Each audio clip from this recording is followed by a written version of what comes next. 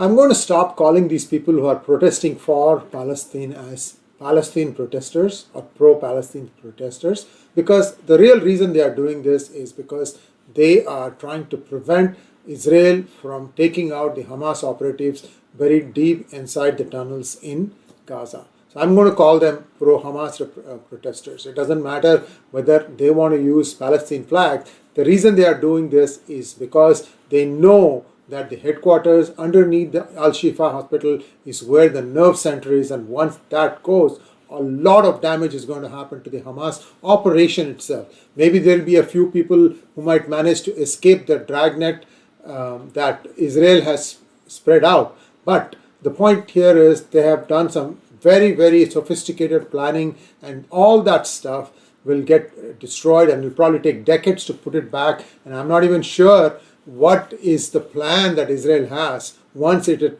finishes off with Hamas or whatever it deems as the point where it says, okay, we are done. We don't even know when that is going to happen. Now I'm going to show you 3 videos today, guys. I'm going to play them back to back, so I will not be talking to you in the middle. What I want you to see is in the first video, see how nervous Blinken is. And this is directly going to one of the things that I told you yesterday, that Blinken was nervous while Joe Biden was speaking. And then there was another press conference where a reporter asked, is Xi Jinping a dictator? And Joe Biden said, yes, he is.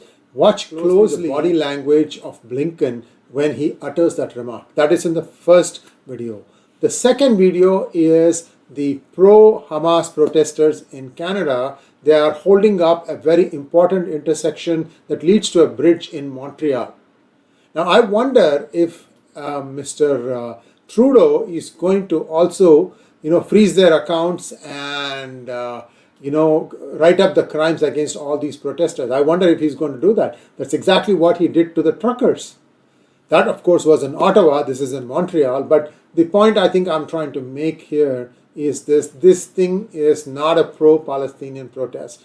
Accept it, it is a pro-Hamas protest. It is being instigated by a few because they know that once Israel completely captures Al-Shifa, goes in and takes out all the stuff that is there, then it is game over as far as commanding Hamas from within there, and that's what is the problem. Okay. Now, the third interesting thing is that, after Joe Biden called Xi Jinping a dictator, today in the APEC, that is Asia Pacific Economic Conference, or it could be Executives Conference, I don't know, because a lot of CEOs are going to give their addresses. Elon Musk's name was taken out and John Kerry's name was inserted. Senator John Kerry, the person who's in charge for climate change, his name was inserted there. And one wonders why this last minute change. And many people are saying that it was done because they didn't want to upset Xi Jinping with President Biden having called him a dictator. Perhaps there were some feathers that were ruffled and he said, no, let's try to appease him with a person that he knows is a friend of China, John Kerry. So we have to, this stuff is still, evolving or developing information. So you will know in the next few hours why Elon Musk got cancelled and John Kerry spoke in his place. Lastly, I'm going to give you a video of Donald Trump promising that every student who's participating in these pro-Hamas demonstrations now, he's very clear. He's not saying pro-Palestinian. He says pro-Hamas demonstrations, all of those who are participating in these things, if they are foreign students, their visas will be revoked and they will be deported back to their home country. This is a very dire warning. And today, if you look at it, if the elections were to be held today, this is the thing that we always do, right? What happens if the elections were to be held today? If the elections were to be held today, it is expected that Trump would win by a very easy margin. Assuming that, of course, Trump is the Republican candidate and Joe Biden is the Democratic candidate. So what are the options? That is something that will be coming out in a few days. I think there is some change being mulled over by the Democrats, how soon they have to do it, because soon primaries will start for the Republicans. And do they do it while that is going on, or they do that before. I have no idea. This timing is a little tricky. We have to go back to, I think, the era of 1968, I think, when Johnson, when he decided to not contest after having done a partial term, filling up for John F. Kennedy and one full term. I think it was 1968, if I remember correctly. Any rate, so this is where things stand today. Please like, share and subscribe to our channel. Don't forget to click on the bell button for notifications. Namaskar. And find the right way for the two major countries to get along with each other.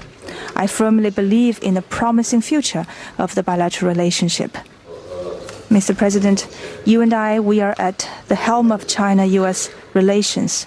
Mr. President, after today, would you still refer to President Xi as a dictator? This is a term that you used earlier this year. Well, look, he is. I mean, he's a dictator in the sense that he is the guy who runs a country that is a communist country that is based on a form of government totally different than ours. And the speech of President now! And the speech of President now! And the speech of President now! And the speech of President now! And the speech of President now! What do we want? Justice! What do we want? Justice! What do we want? Justice! What do we want it? Now! What do we want it? Now!